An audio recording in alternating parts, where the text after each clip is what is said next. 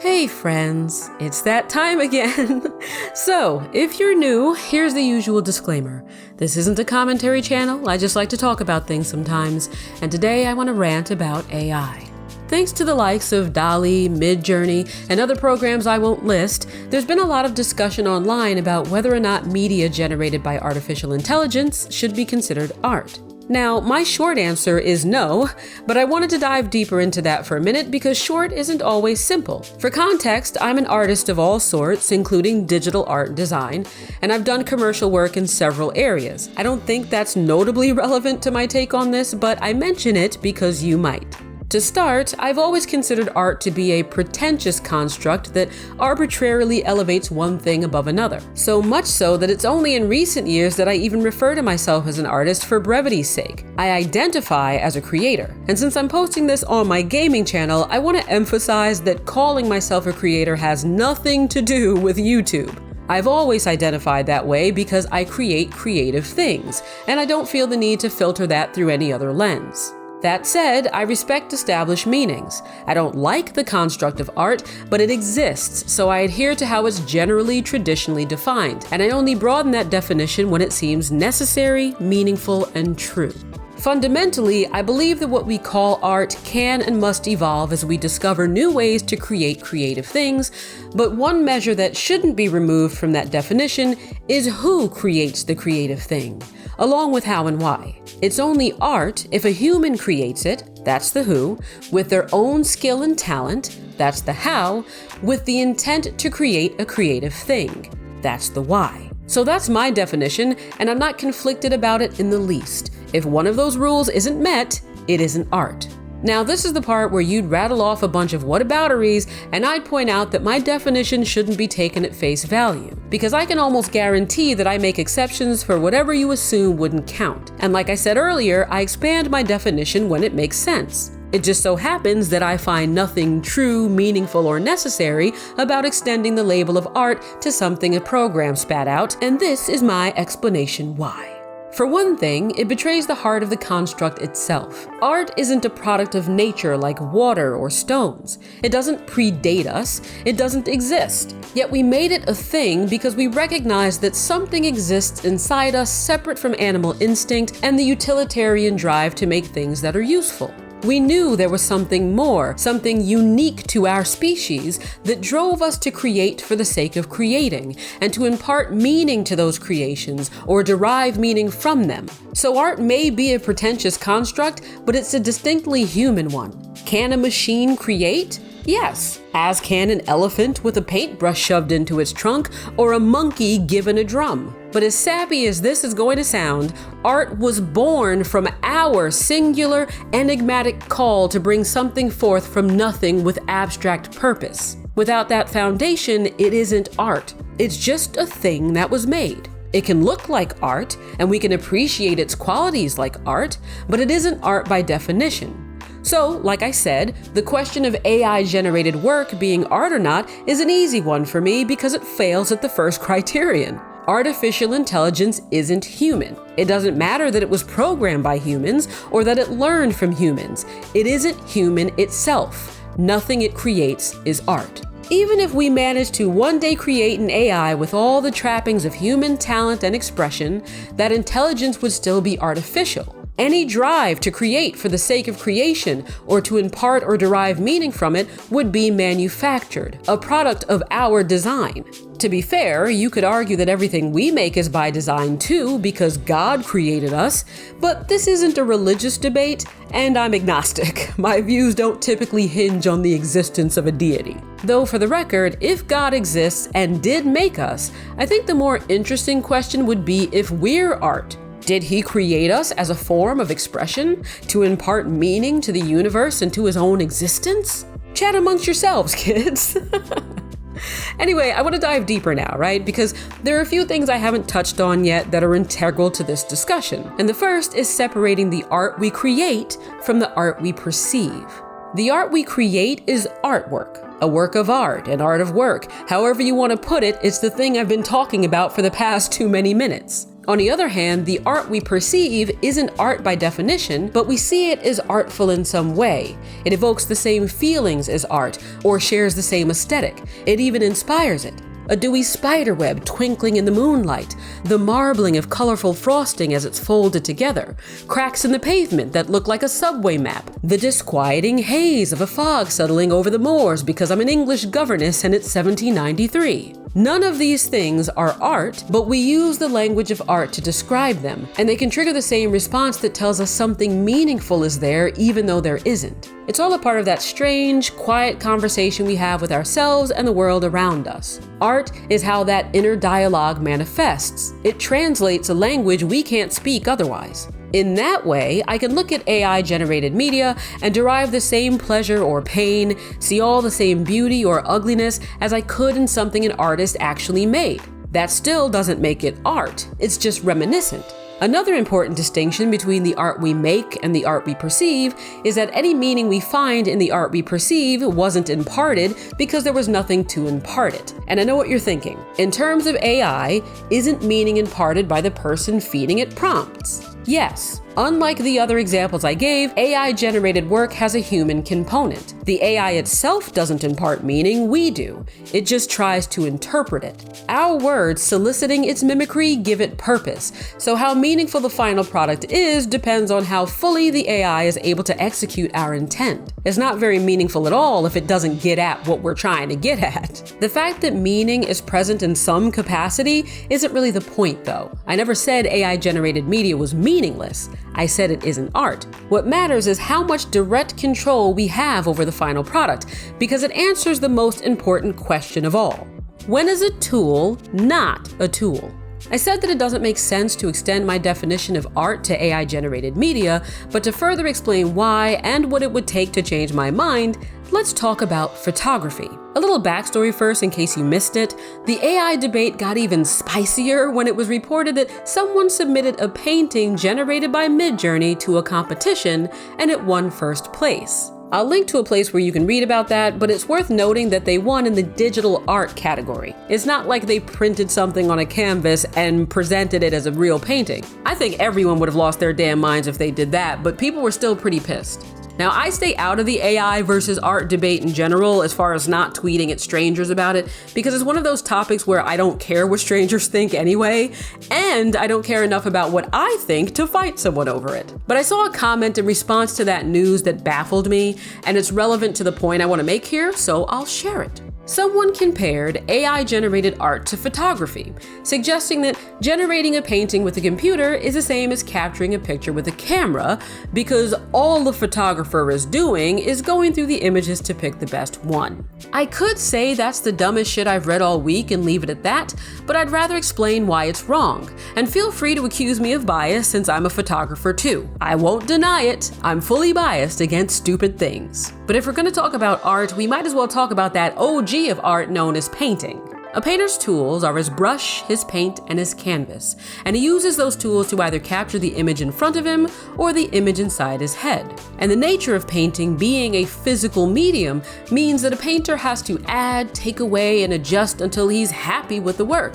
The same is true for photography. It just happens faster. We seek to capture either what we see with our eyes or what we see in our heads. And our tools are a camera and film. And yes, I know shooting digital is a thing. Just go with the parallel, okay?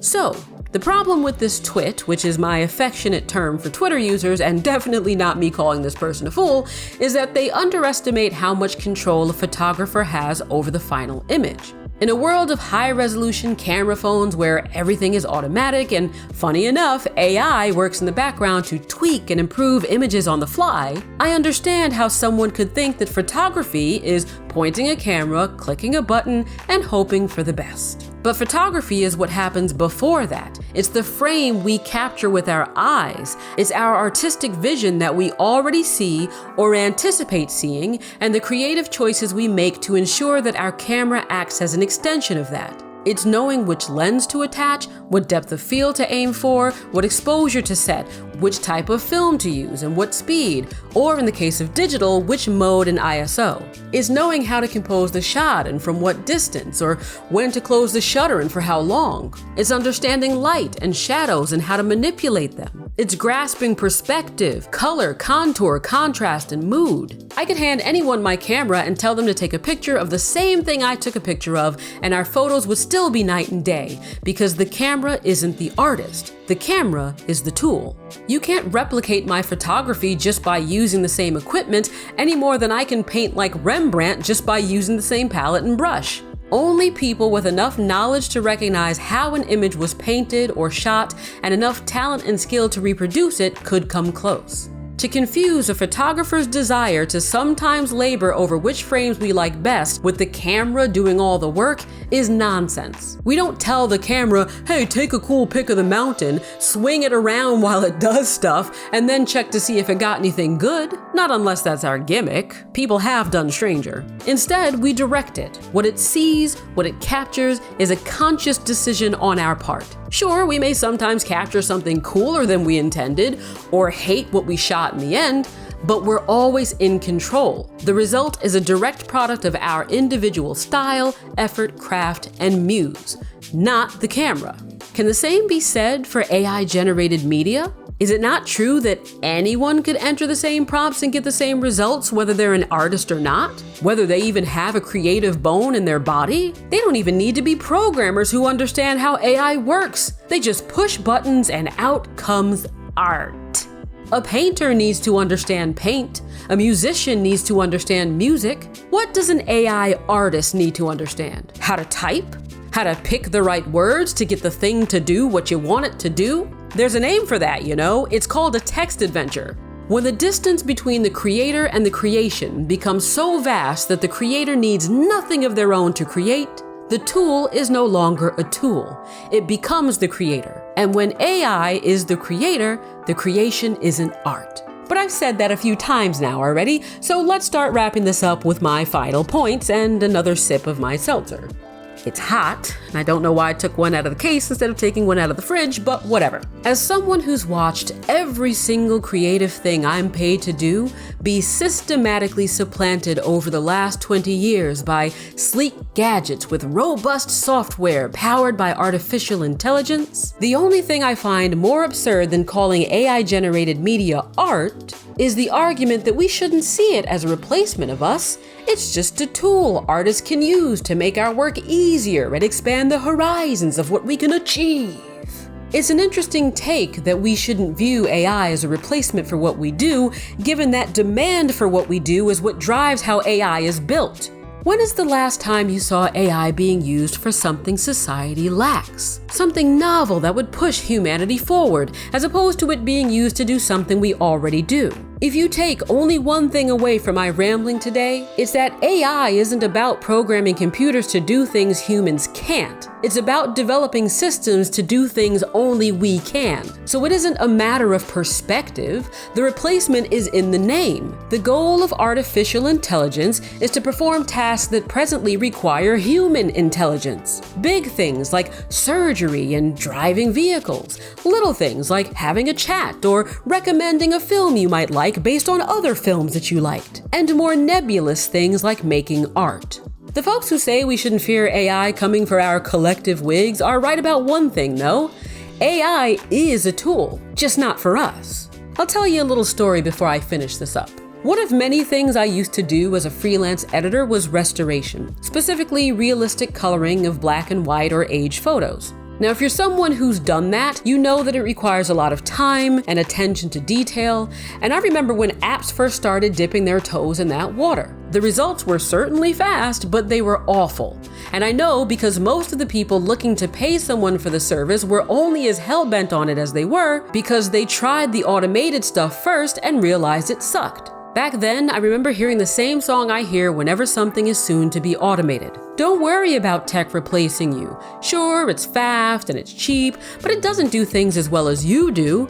Trust me, it'll never get to a point where you can't tell it wasn't auto-generated, and people will always choose to support artists if they like your work instead of using some program.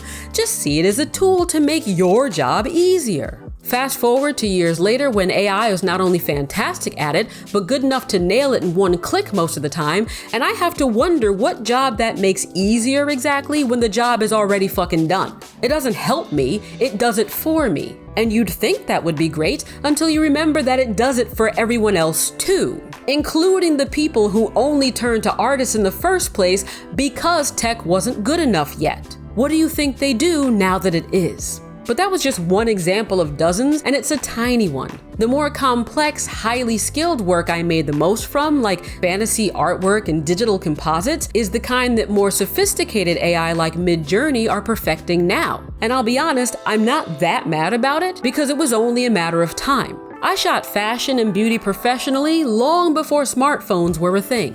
When's the last time you hired someone to take pictures of you or to edit the pictures you got? To be clear, this isn't about me. I still have plenty of work despite how much of it is stuff people can just do now with a few clicks. Graphic design, video editing, special effects. It's not about any one person. It's about things trending down. It's strange that we can see the effect of other jobs being automated and how that can have a very real impact on people's opportunities and livelihood. But whenever it's something artistic, people say, well, people will always choose to pay an artist for something instead of using an app. Never forget that money has a funny way of changing people's priorities, folks. But some of you will learn that the hard way when an app can replicate your style closely enough for folks who used to commission you for work to just do it themselves. Because, I mean, I love your work and I love you and you're great, but I just can't afford that much right now, sorry. I said at the start of this that I'd call AI-generated media art if it felt meaningful, necessary, and true.